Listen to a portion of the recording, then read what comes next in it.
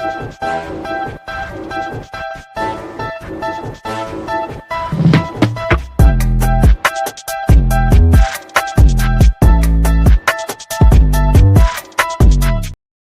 everybody. I'm Candid Frank. He's Gary Groob, and joining us today is the Rochester Knighthawks GM, Dan Carey. Dan, welcome to the program. Thank you for taking the time to talk to us.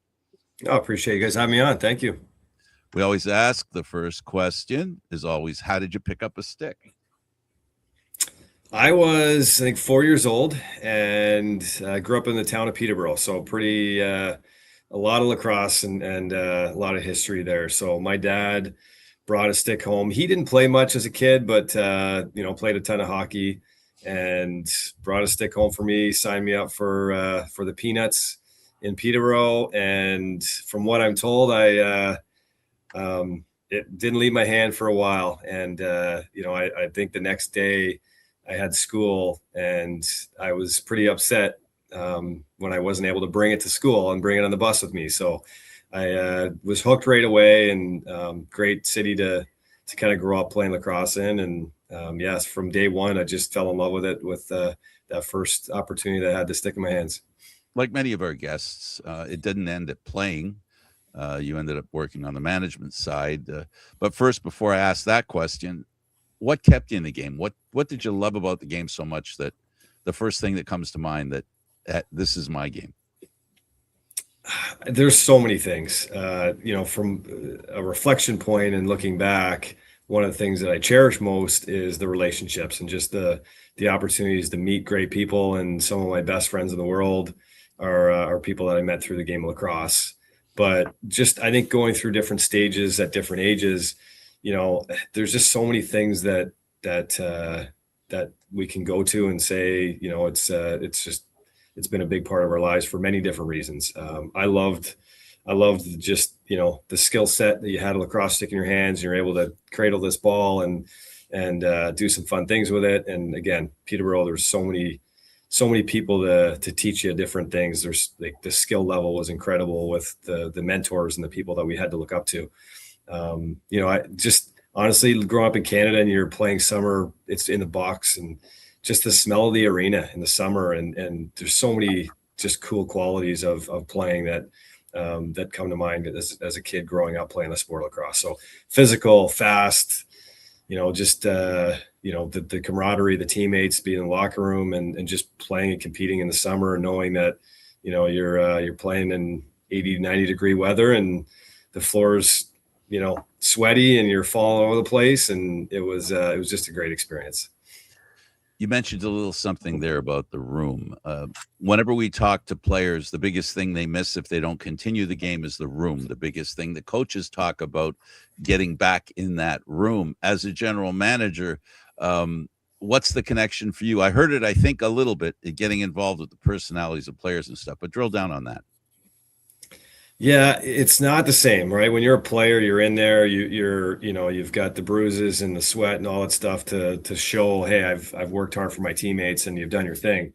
It's a little bit different, right? In coaching, was able to coach in high school and junior A level in Peterborough, and still coach my kids at a different level. They're pretty young, but I think anytime you can be involved and be part of what that room is. And for me as a general manager, I'm not in the room as much, right? You're kind of in post game and stuff like that. But just being around the guys, whether it's physically in the room or not, I think just that mindset and knowing that these guys are putting their bodies on the line every single time they step on the floor, practice and games. So it's just, I still admire that, right? And know that, fortunately, I was able to go through that myself, but knowing that these guys are continuing to do that, it's there's a mutual respect and a respect that I have for these guys. So just being a part of the team still is kind of that connection to the locker room.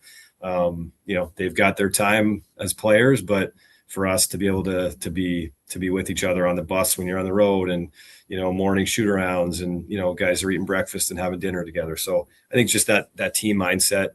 The room itself is important, but just kind of the atmosphere and the camaraderie to have a team, even outside the physical locker room, you still kind of have that mentality.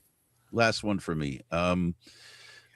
when you're looking at decisions, you make player decisions. What are a couple or one thing that sticks out for you that you see in either the documentation or in person with watching a player play? When we're evaluating and looking to bring players into our organization, the number one thing for me is character. And, sometimes you can see that by, player playing on the field, on the floor, whatever it is. But word of mouth, right? And just trying to figure out who the right person is that we want to bring into our team and our culture. So that to me is the way I want to continue to run the Knighthawks organization, is finding the right people, making sure that they're going to be great teammates, accountable. You can trust them. They're going to put the work in. They have to have a skill level. They have to be good enough to play at this level. And, the better the player, having those attributes as far as being a good character and a good teammate, the better, right? We've got some really good skilled players on our team, and they're fantastic people. So it's not easy to do. There's going to be times where you have to, you have to kind of just manage certain people, certain personalities. But, for me, having the right people is very important, to lean on them and know that what our expectations are to compete at the highest level, they're going to be feeling the same way and doing what needs to get done to do what's best for the team. Gary's going to drill down now. I give you advice and warning. Okay. Just kidding. Go ahead, Gary. Hit him with some history. For sure. I want to talk about when you were first coming into to growing up in lacrosse and your biggest influences. Who would you say, especially in the Peterborough area?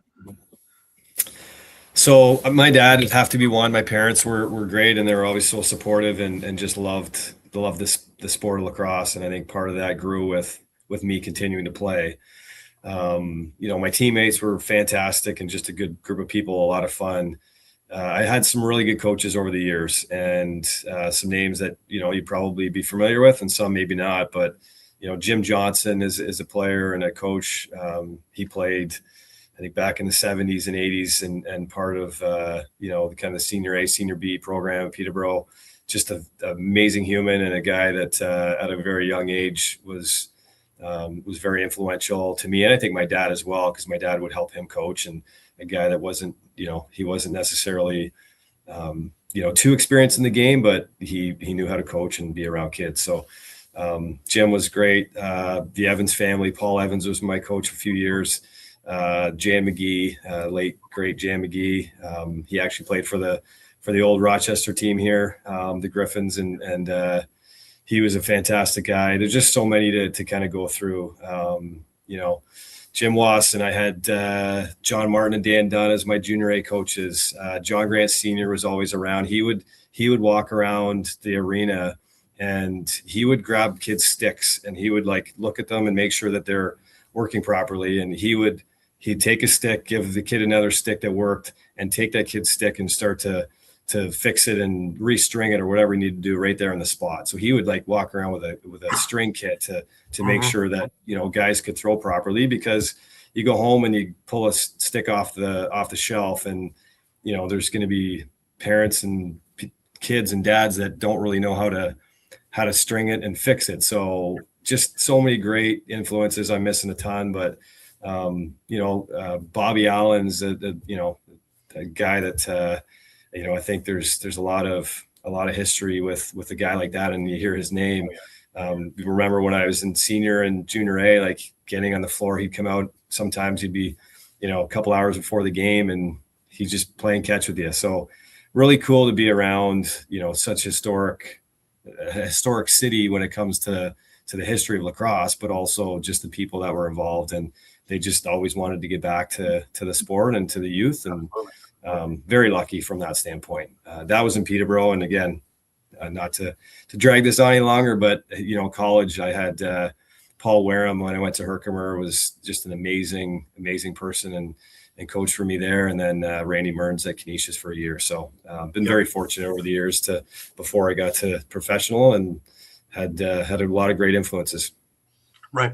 It's funny because you talk about John Grant Sr. He still does that. at Lakers games now, I still see him taking kid sticks, and he's going to get it back to him in time for the game and whatever. To this day, he still does it. It's amazing. Yeah, and I don't like. He just wants to help, right? It's sometimes you're stringing a stick. It's not always fun if it's not yours, but for him to be able to do that, it just shows how much he cares about the sport. Absolutely. The other thing that really, blows me away about Peterborough, even to this day, is how accessible all the legends are and open to talk about whether you want to hear about old stories or whether you want to hear about what's going on now, or even players coming up and asking for advice. It's still very, very much that culture in Peterborough still to this day. Yeah, absolutely. I think there's the alumni there really takes care of each other and cares for the team and the program. And, again, going to Senior A and Jamie Batley and Bobby Keast and Jim Milligan and those guys, there's still that connection. And I think I first played junior or Senior A in 2004, that first year. Been 20 years since Peterborough had won a Mann Cup. And that was the group.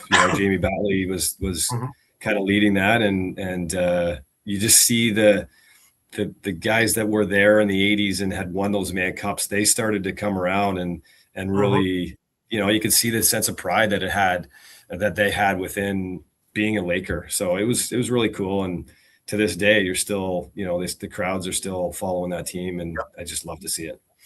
It's the whole city. It shuts down on game day. It still shuts down, and you still get between 3,000 and 4,000 on a summer's night on a Thursday night for a Lakers game. It's incredible. And just the whole feeling in the city. I like going up there a few hours beforehand just to get the feel in there. And it's just amazing pregame, even postgame, watching everybody. Yeah, no, when I was playing junior A from 99 to 2003, we could walk into the senior game and sit anywhere you wanted. And it just, we kind of caught fire there early 2000s, and it's been like that ever since. So I love to see it, and really glad and fortunate that was my hometown. Right. Now, you mentioned going to Herkimer. That's an interesting route going in. What got you into Herkimer of all things? So I didn't have a real strong desire to go play college lacrosse. I think part of it is I just didn't fully understand what that process looked like. And I was in high school and playing junior A, and didn't really have a plan as far as where I was going to college and what I wanted to do. And had some interest from some Division I schools, and I think they were coming to see other players that I was playing with or against, and had a couple of good schools offer me to come and either have a scholarship or go down to a camp, but had some pretty cool opportunities, and it just made me realize that that is something that I want to pursue.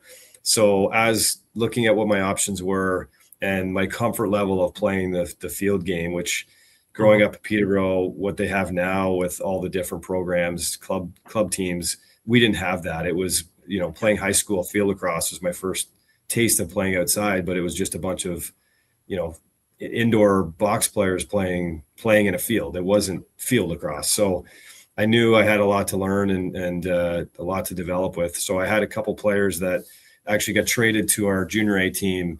Luelis Mitchell was one of them. He went to Herkimer and started to talk about it, and it just kind of got the ball rolling for me. I talked to, as Mike Pressler was at Duke at the time, and he was recruiting me, and he actually said, "Hey, this would be a good opportunity and a good option for you to go kind of see what that looks like." And I'm really glad I took that opportunity and made that choice, because again, Paul Wareham and Scott Barnard, the two coaches that were there, they kind of changed my mindset, and playing lacrosse every day. It was really good for me. So I had a fantastic time. We had a great team, and teammates were, some of the guys that I still, stay in contact with and are great friends. So I really cherish my time there, and I think it helped me develop as a lacrosse player. Right.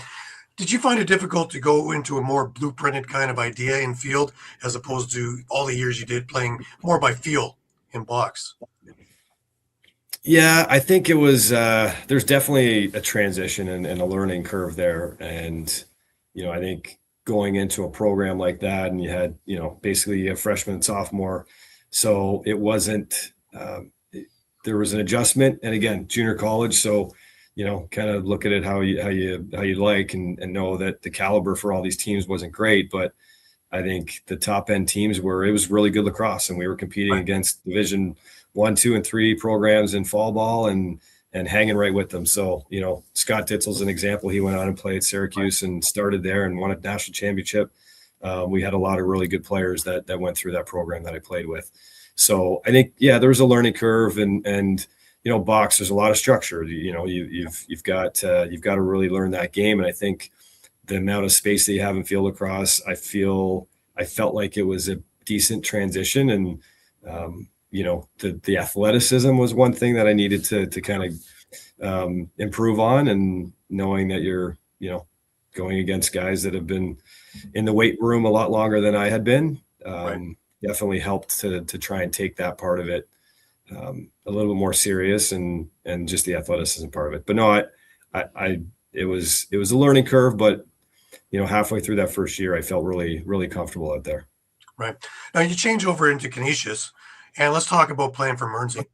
He's been a guest on the show as well, and man, what a fountain of knowledge, and just fun with the stories and everything else. But playing for him, talk about that. What a just great human. And, I think for me, I had opportunities leaving Herkimer and some pretty significant schools that I had options to go to.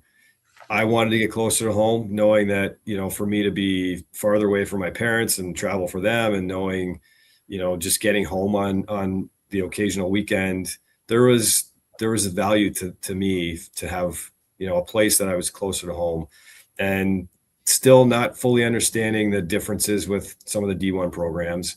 I made a choice, and there was a handful of Canadians there. So my recruiting trip and went there, stayed with Matt Vince and met a lot of the guys, and it just felt so comfortable, and knowing that Mernsey had played professional box, and that was going to be my goal. The connections that he had, and just, again, the comfort of being around other Canadians, being that close to the border.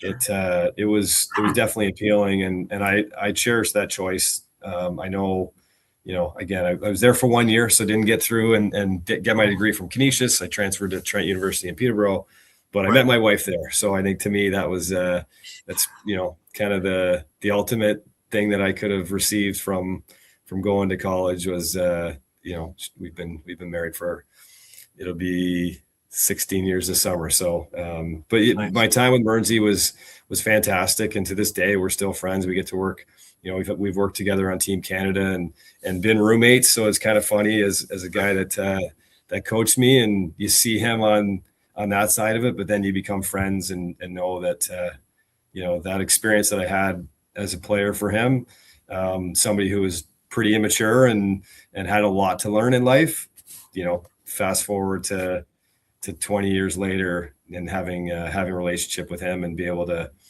still talk with him is awesome. So what a fantastic family the Merns are. Absolutely. You get drafted in 2005, 7th overall.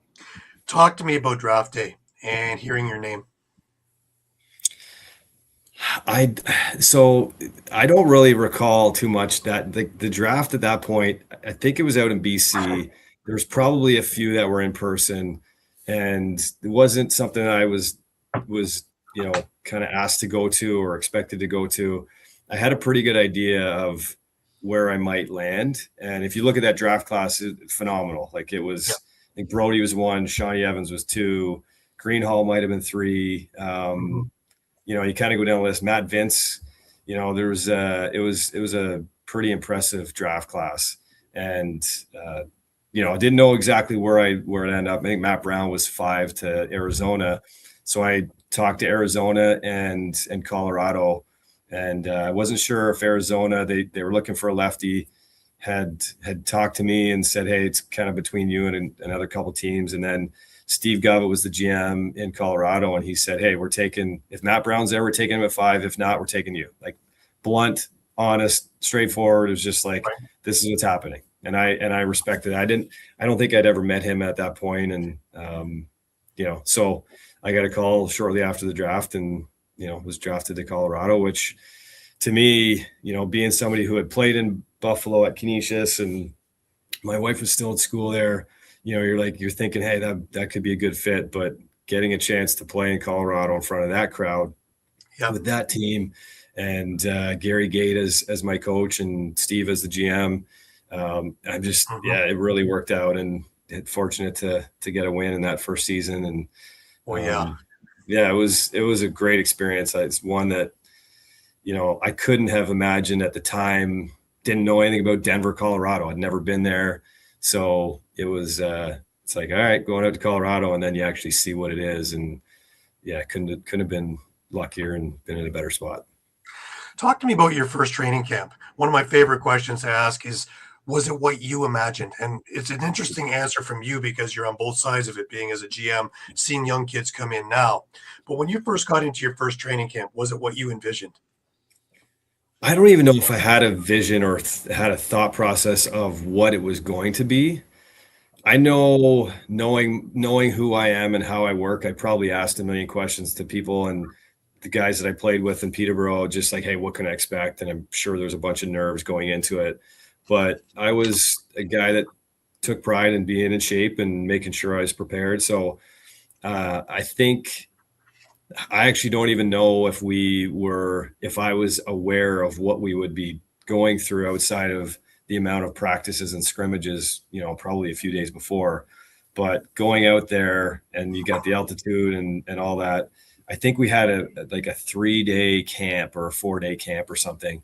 And one of the first days we did the beep test and, I'm a rookie. I got to prove myself and show what I can do. And probably a mistake to keep going as much as I could, but it was between me and Ben Prepchuk and we were at like 14 or something.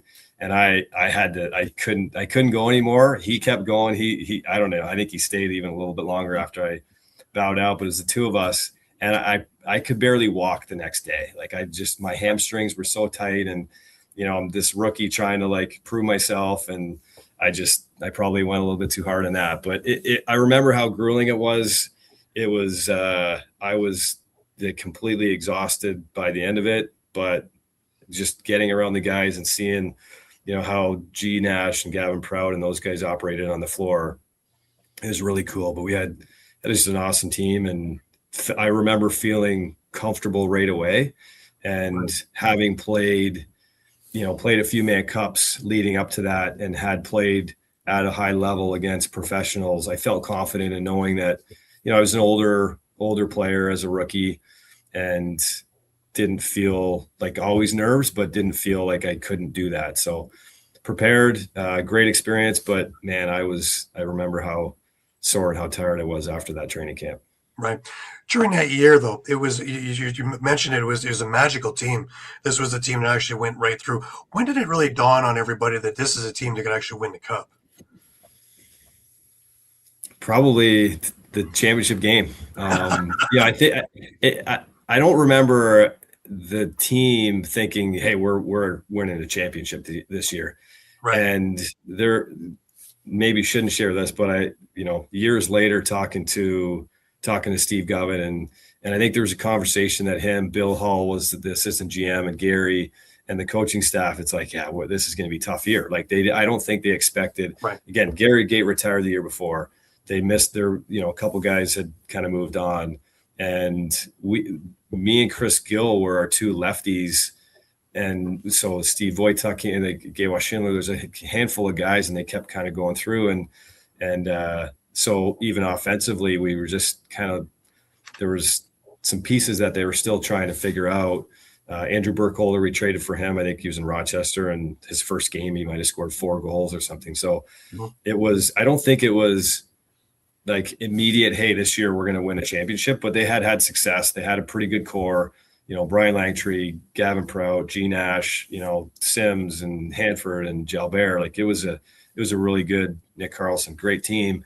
But I don't know if they had the expectations. And I think we were just a confident group. We really came together as far as professionally. Like that was just a really close-knit group.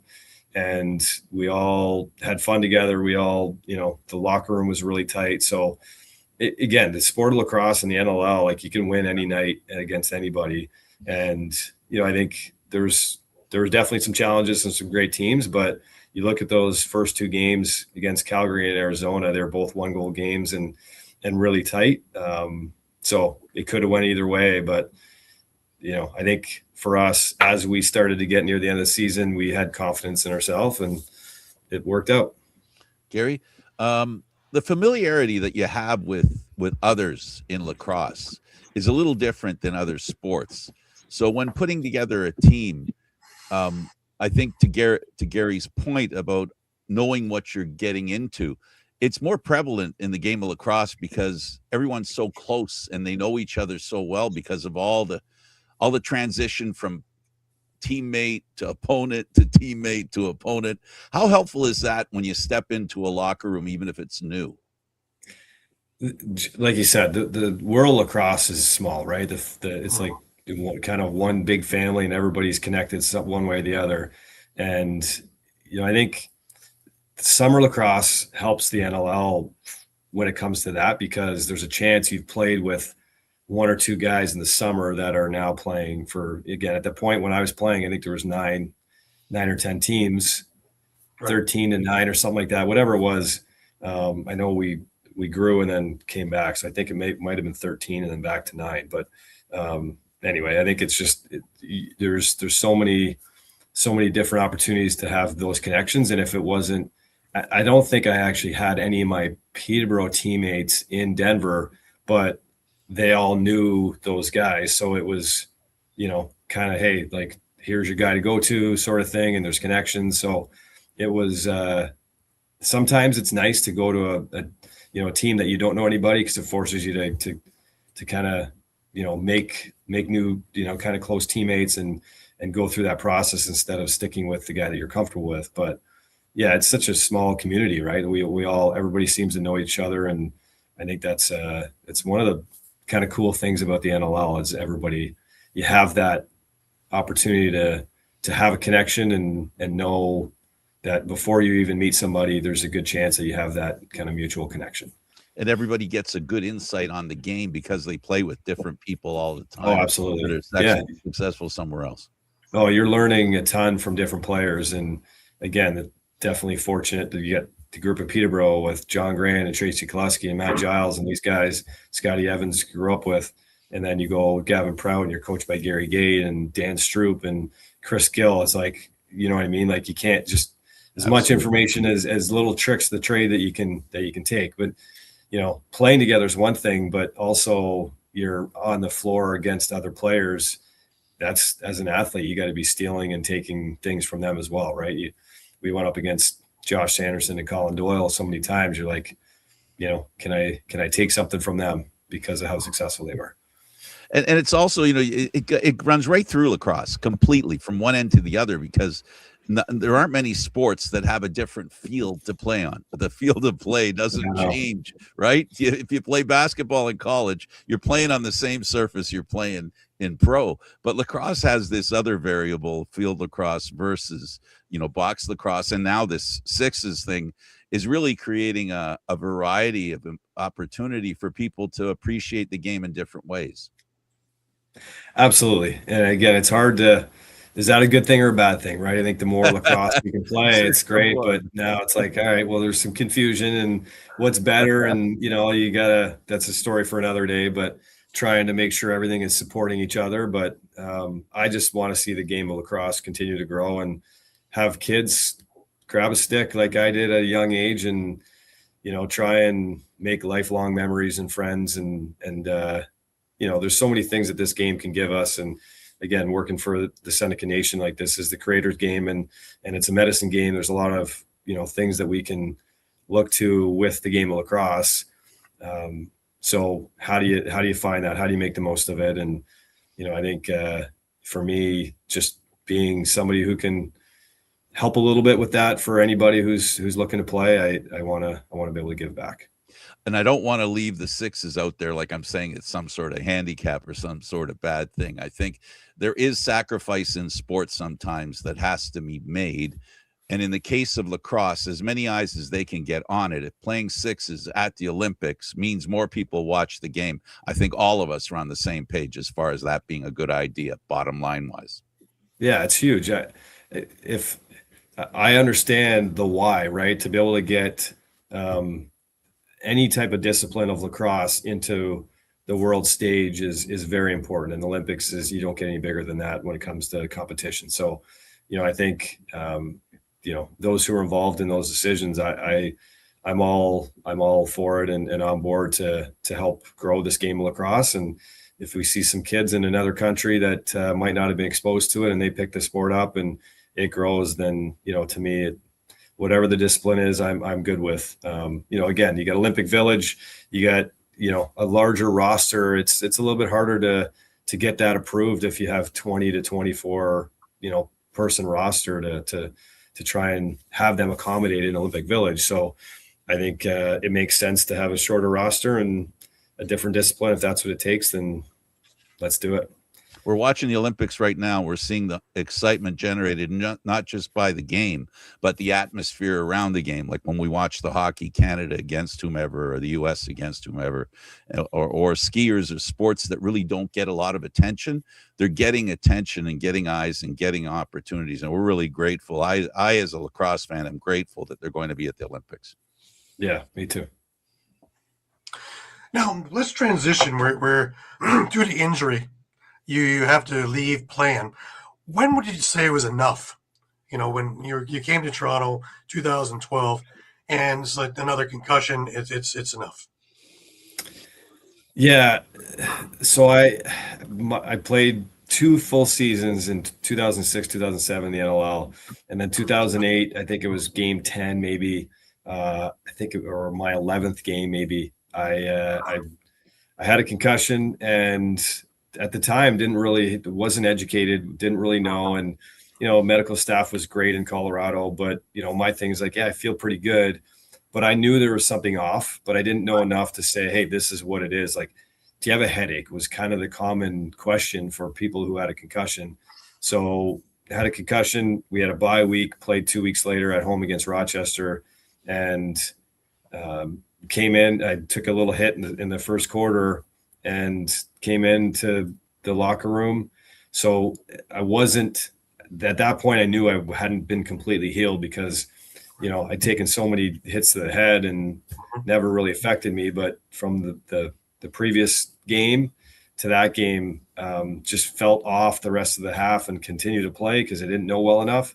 And then came into the locker room and just like, I couldn't function. So it was bad for about 2 months there. And then, kind of came back and just kind of fought through it and tried to figure out ways. And I think there's a lot that, kind of snowballed, and I just never got back to the same. So I kept trying to fight through it. And there's a few years where I only played 4 games. And then I think my last year in Colorado, I was about to retire and saw, his name is Andy Plater. He was a trainer for the Leafs, and he had some time to help me out. And I immediately changed my life with some of the treatments that he had on me. And then decided, I think it was October, I decided to play that year. I was ready to retire. So that was my, I think, I don't know, second last or last year in Colorado.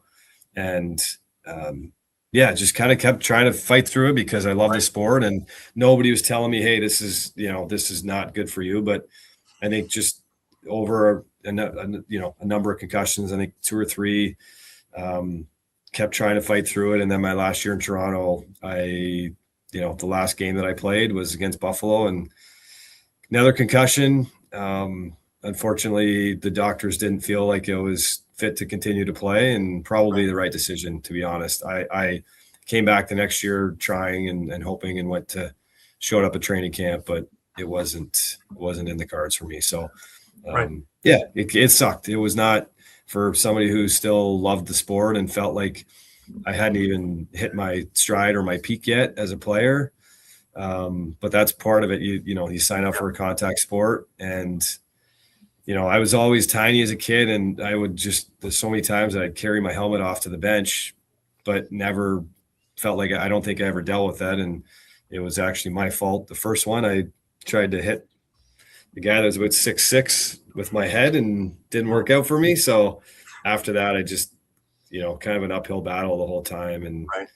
Again, I cherish the time that I got to play and don't have any regrets, but it just couldn't get back to, the player I wanted to be. And I know even for my, personality wise, I know I wasn't myself. So being around some coaches and teammates, I'm sure, didn't leave the full impression of who I am, but part of the sport. A lot of people deal with it and had to move on and wanted to continue to stay involved in the sport. Let's talk about transitioning into management. And you get a job with Colorado in player personnel, and then that turns into becoming the GM. Let's talk about the transition into becoming the GM.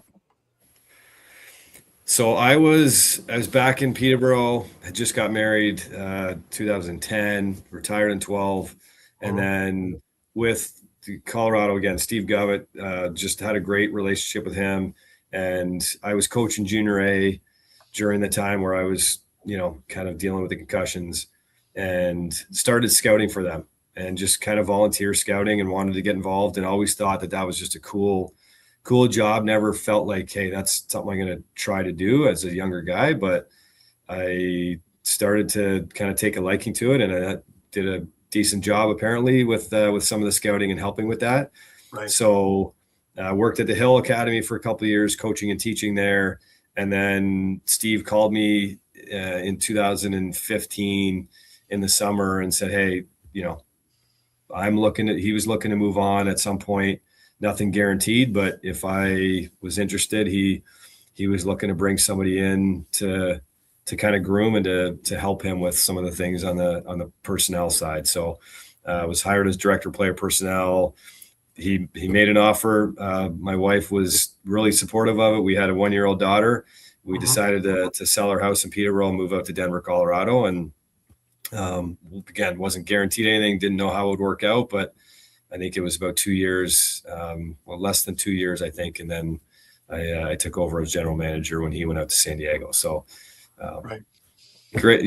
For me, it was just trying to make the most of an opportunity and, kind of betting on myself, and it worked out for now, at least, right? You never know. And again, if it stopped today, I still feel like everything all the experiences and everything that I've done through this process have been just great life experiences. And I've learned a ton and had, from my standpoint, at least, just build some really good relationships to stay involved in the sport. So, right.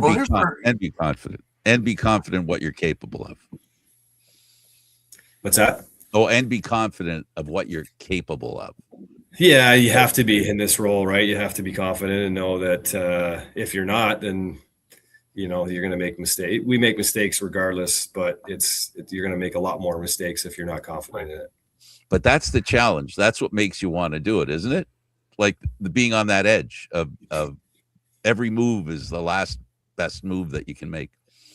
Yeah, and it's being somebody who just loves to compete, right? And whether you're playing yard games with your buddies or playing hockey on Thursday nights, I just love to compete, and this is a way to compete. Sometimes it would be nice to shut it off. I feel sometimes it's just like you're always in competitive mode.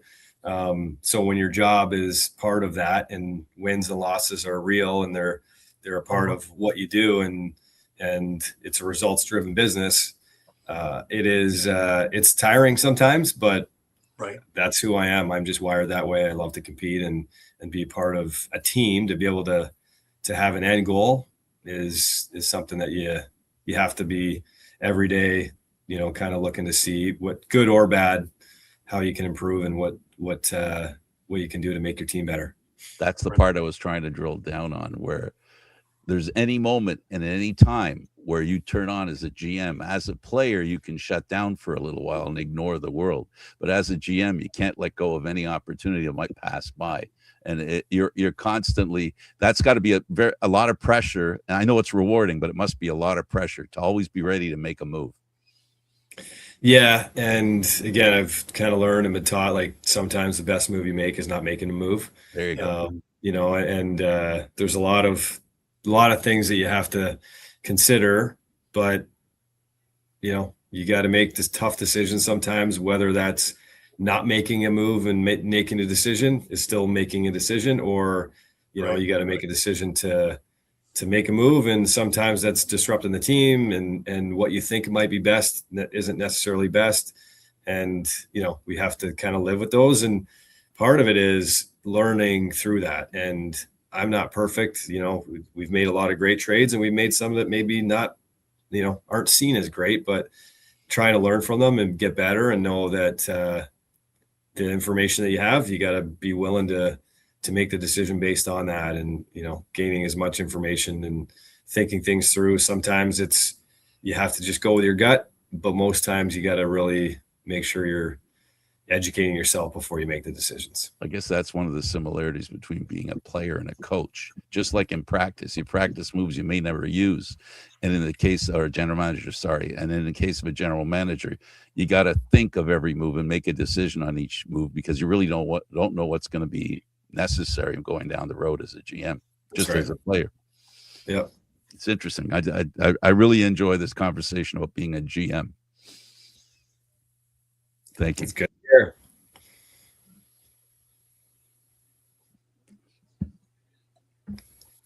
Gary, did you freeze? Gary looks like he's frozen. Oh, geez. I thought I shut him up. That would have been no. I just got rid of him, I guess. Yeah, no. He's like, I'm not listening to this Dan Carey guy ramble anymore. That's me, not you. You're fine. You're fantastic. We're really grateful that you're here. Rochester, the team itself is a team that I like to call it the triumvirate of lacrosse teams. Toronto, Buffalo, and of course Rochester. That triangle that's very close. It's a luxury that you three teams have that not many other lacrosse teams in the NLL. In fact, no, I don't think any other NLL team outside of that triangle has the benefit of being so close to each other and always aware of what each other are doing. Or am I assuming too much? No, I think that's historically right. Those proximity wise, those three teams have been always close, and some of the longest standing teams in the NLL. You can add Oshawa and Ottawa there now too, with kind of based in Ontario. Absolutely. But it's there's a lot of history in Buffalo and Rochester and in Toronto when it comes to championships and success that they've had. So we're a new organization now from 2019, but we still want to be part of that and start to build our own successes here. And it's the proximity helps when it comes to rivalries, but there's so many teams in this league that you got to be ready for and compete against, and you're going to build those rivalries sometimes naturally and organically through different things. And Buffalo, Toronto are always tough opponents since I've been in this league. They're both two teams that have been historically at the top of the standings and never an easy game. So definitely cool to be part of the three that are close in proximity and when it comes to history, but there's a lot of teams to include in there as well. That was a question on behalf of Gary while Gary was gone. Gary, I asked him about the benefit of being part of the historical triangle of Rochester, right, Buffalo, and Toronto, because you see, Gary likes going to lacrosse, and they're the three easiest places. And now Oshawa, obviously, or Peterborough, Oshawa. For me, it's the same thing. Whether you go to Peterborough or Oshawa, you're going to see the same fans. So now you got four locations very close to each other that are actually drivable. And I was asking the GM how much he enjoys that, being in the proximity of all these other great teams. And that you heard his answer at the end there. Right. I actually want to drive down a bit more on the idea of getting an expansion franchise, and basically it's a slab of clay. And of course there were growing pains in the beginning years, but from taking it from where you started there to where we are now, you've made some incredible moves. You've had some bold decisions along the way. Take us through the journey on how you came from the days of, you had Craig Wendy, you had Steve Fryer as goalies to where we are now with Riley Hutchcraft and Rylan Hartley and all the different moves along the way, getting Connor Fields, Ryan Smith, and between the draft and moves just to get us to where we are now.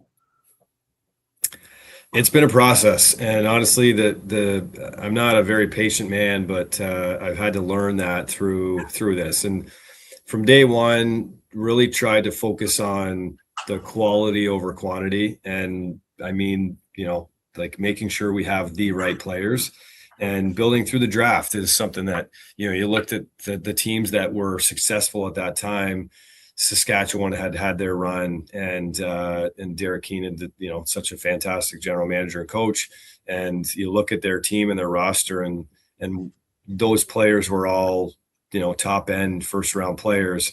Georgia had always kind of stocked up on high draft picks. So there was a bit of a blueprint that I was kind of looking at and knowing that those first round picks are really valuable. And if we were to move one of those picks or use one of those picks for a player that's already established, I wanted to make sure we had time with that player and it wasn't going to be, a couple of years or focus too much on, the high end free agents that are going to now take away from either acquiring a higher round pick or taking the reps away from those players. So, again, we started off with an expansion draft and didn't have, we weren't as deep as we would have liked early on.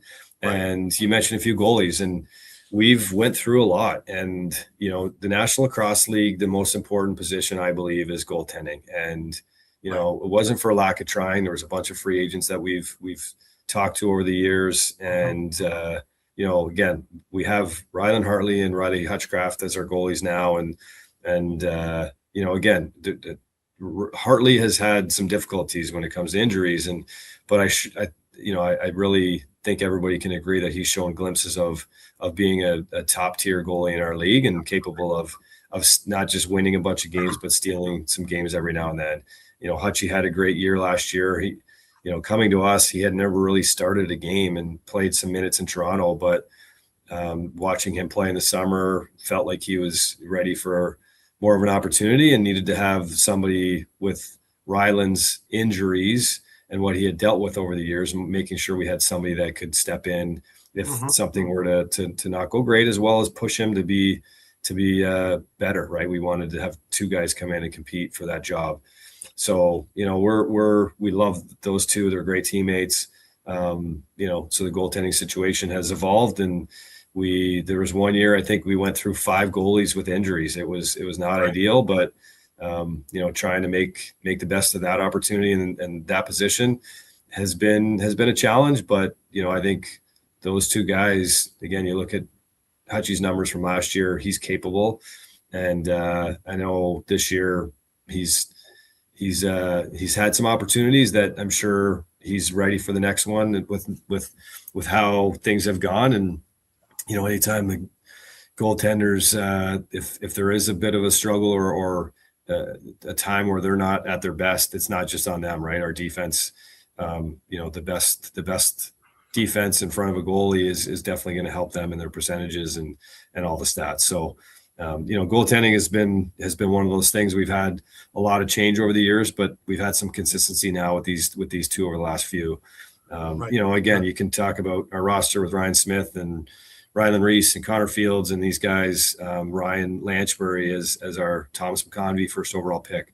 So we feel like we've done a good job with those picks that we've had and made the most of building a roster that we have some time ahead of us with those guys, right? There's a future that it's Connor Fields has got 4 years, I think, left in his contract and loves being a Nighthawk, loves being here with this team. And, you talk about those other guys, they're still kind of scratching the surface from my opinion. I think there's still a lot of growth, and you're seeing guys around this league at 37, 38, 39 offensively that are still putting up great numbers. Majority of our guys haven't even hit 30 yet offensively. So, I think the future's bright with our group, but the future is always, the future, and we have to focus on now. So I think, we're happy with where we're at with our guys. And, you talk about our offense, defense, goaltending, we feel like we're ready to compete every night. Right. One of the things also, what I've noticed of the team is the camaraderie. Everybody plays for everybody. Nobody is bigger than the team itself. Everybody is in with everybody. And the guys you brought in, the McCulleys, guys like that, are team guys, character guys. Whereas you've gone for character, not characters in the dressing room. Yeah, again, going back to the culture and how important it is to have good people. They care about each other, and I think part of that is just, when you come into our locker room, you see what it's like, and that is a reflection of the guys that we have in the locker room. So I don't really need to say much when we bring a new guy in. It's up to that person and our current players for them to feel and understand what it means to be a Nighthawk and be supportive and be a great teammate. So, the checkpoints and that list we have to check off of qualities of a player and a teammate. I'm always asking, is he a good guy? I'm asking some of our players, if we're looking to bring a guy in, what is he like as a teammate? Right. And that's important. And, nobody's perfect. Everybody's got their qualities about them that we can all improve and be better. But, I think the main part for me is just making sure that it's just the right people and, like you said, the camaraderie and for us, lately we've had to stick up for ourselves and be there for each other. It's a part of it. Right. And whether it's, just being there to pat your teammate on the back or have to step up, in certain moments physically, if you have to, or whatever it is, that these guys care about each other. And I think it shows out in the floor and in the locker room. And also, when you reach down into your coaching, having O'Toole and having Hazer there, that's a big thing too, because between the experience of them playing and the experience of them coaching, I think that's a huge thing, especially with a younger team, to get everybody on the same page and over the bumps in the road along the way to have everybody stay focused. Yeah, when you have guys like that have been around for as long as they have been as players and coaches, it's there's not a lot that they haven't seen. So for them to be able to kind of instill that confidence and know that, hey, we've been through this. We need to, figure out a way for the team to be, coming together or being confident, whatever it is. They've seen it all. They've been through it, and it's not an easy thing at any point. But to have the experience, it makes it a little bit easier. And sometimes they have the answers that other younger guys might not.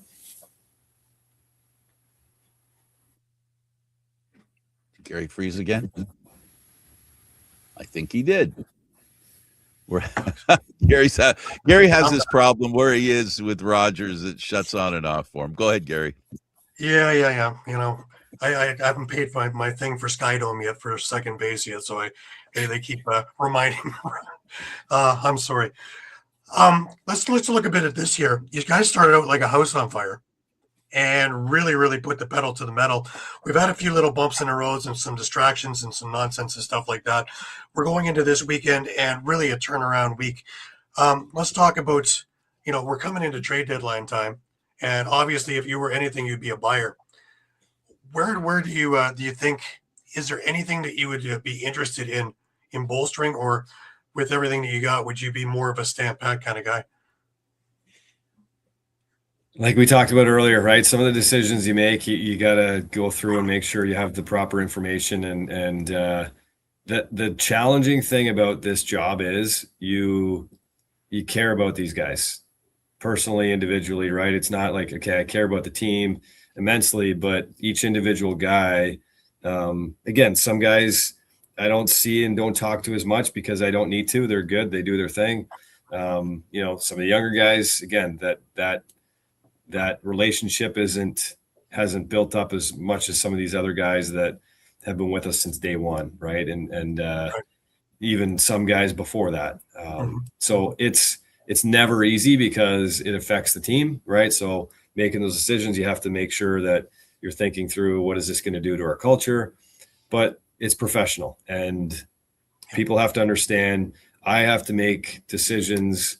Again, it's not a unilateral decision. In most cases, I'm talking and consulting with our coaches, but I'm ultimately that one that has to make that final decision. And do what I think is best for the team. So if it means that we have to move on from a couple of players because it's best for the greater good and the whole group, then I'm willing to do that. And that's part of my job. And it's not an easy part, but we've had to move on from guys, we had to release guys and just, move on from guys in free agency and trade guys. It's never easy. And it doesn't mean that they don't mean a lot to us, but it just, again, whether my decisions are right or wrong, we have to make those decisions. So I'm willing to do whatever I need to do to make this team better, while also being cognizant of our future. And I can't do anything that's going to hurt us in the long term.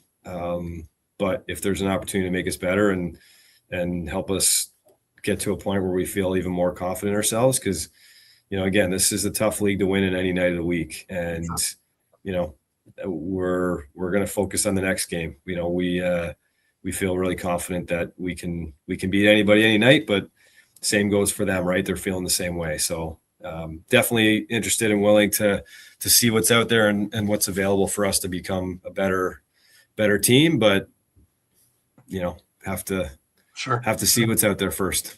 Absolutely. Let's move a little bit of State of the Union. Now, with the Olympics coming up in a couple of years, is this the big send-off that's going to take the league from floor 3 or 4 up into penthouse, do you think? I would love that to happen. I know our commissioner, Brett Frood, he's been, doing great things for us. And I know there's been a lot of things that he's had to deal with that aren't ideal, right? Rochester being one of them. And the amount of time that the two of us spent together is like, I felt bad for him, right? Like he couldn't do what he was hired to do because he's trying to save certain franchises. And the year before that, it was Panther City. And it's just, it hasn't been an ideal situation for him. But believe in him, and I believe in our product. And, the more exposure and eyeballs that we have on the National Lacrosse League, I think that it's going to just grow our game. And that might be through the Olympics and knowing that, hey, this is the sport. These guys, hopefully we can find a way to highlight the players that are going to be playing, because, I can pretty much guarantee every player on that Team Canada is going to be a National Lacrosse League player, right? They're going to be guys that play in the NLL and for Team Canada, and I'm sure a lot of the other countries as well. So that is a great opportunity for us to grow the sport, and hopefully the National Lacrosse League can take advantage of that. Now, do you think I'm hoping that the league has an exit strategy? Otherwise, it's, that was wonderful, and then we go back to where we were. So the biggest thing is to have an exit strategy of where to grow and where to go after the Olympics. Yeah, I know they're working on a lot of different things, and you see different initiatives coming from the league that's trying to grow that and trying to grow our footprint across North America. So yeah, that's, media rights deal is a big part of that. So I think, again, not being too much into the weeds here, they're every day that's their goal they're working on. And I know when it comes to that opportunity to take advantage of that, we got to be ready, and I'm sure they will be. Right. I want to drill on one small thing before we end. And you played in All-Star games when you were a player. Do you think that the league is missing out now that it's got TSN and ESPN at the ready on an All-Star game, showing skills and showing the best players in the world in one event? Possibly. I think doing it the right way is most important. So How does that work? Who has the ability and the bandwidth to put that on, right? Like the creativity, the athleticism, and everything that comes in like a National Lacrosse League game. I think that's one area that we can improve on, is trying to find a way to present that in the best possible way. Like, you see some of these goals that are scored and you see the goalie moving one way or the other, and it's like, what is he doing? But it's, the shooter is so like just the creativity and the deception that you're getting for some of these guys, that you're making a goalie move one way and you're putting the ball the other way. Like and they're pinging corners that, you're seeing those little triangles in the mesh in the net, and they're hitting those. They're trying to hit them and they're hitting them. So you look at how big our goalies are.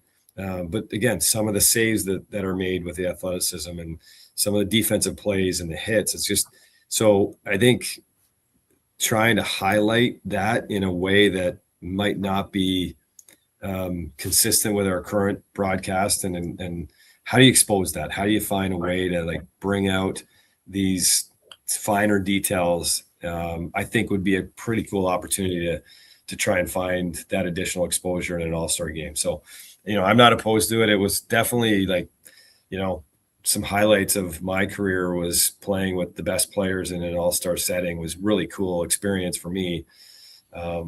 It'd be nice to see it again for sure, but somebody's got to host it. Somebody's got to put it on. There's a lot that goes through it. And I don't know in the past if the juice has been worth the squeeze sort of thing. And those, so have it just to have it. But if we do have it, I think we have to make sure we make the most of it. Just one last thing is you mentioned, the problem with ownership in Rochester, and that Seneca Nation came and saved the franchise. Talk about the relationship with Seneca Nation and the franchise itself. And, everything I've seen has been top notch. I think they've just been fantastic since they've come in. From your perspective and where you are, talk about how much life has been breathed into the franchise.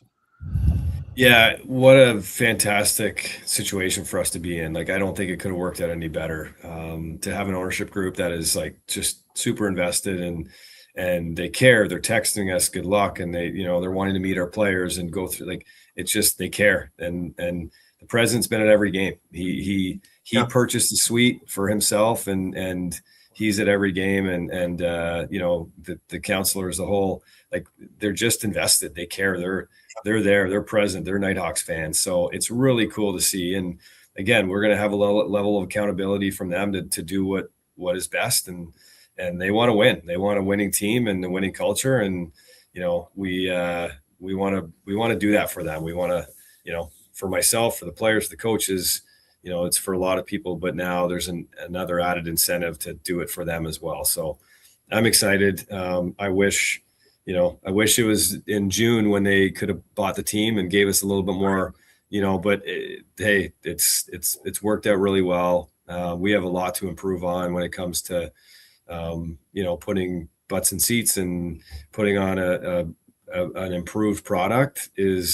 I think we've done a good job, but given the timing, and it was kind of like, hey, we're running before we could crawl sort of thing. And just, we had to move as quickly as we possibly could. So there was a lot to be done in a really short time. And I think we've done a good job with it, but, again, not wishing for an off season too soon, but when we do have some time to actually take a breath, we'll be able to really focus on the areas that, might need more improvement than others. And it's just, mindset is to continue to get better and improved in all areas, not just, on the field is one thing, but in the arena is the other. Absolutely. Listen, Dan, I know how busy you are, and I know with the games coming up this weekend, I really appreciate you taking the time to talk with us about your career and about the Knighthawks, past, present, and future. So wish you all the success in the world. Thank you for doing this. My pleasure. No, thank you both. And anytime I get to talk lacrosse, it's, not part of the job. It's nice and an easy thing to talk about. So I appreciate the time. Well, I personally love digging in on the GM's job. We don't get much opportunity to do that, and you've been pretty forthright in letting us know your exact feelings. So thanks for that little bit of education, that opportunity. Oh, my pleasure. All right, he's Gary Groob. I'm Candid Frank Stanisci, and he's Dan Gary, GM of the Rochester Knighthawks. Good luck in the rest of the season, my friend. Thank you very much. We'll see you next week, Thursdays at 4, NLL Lacrosse Talk.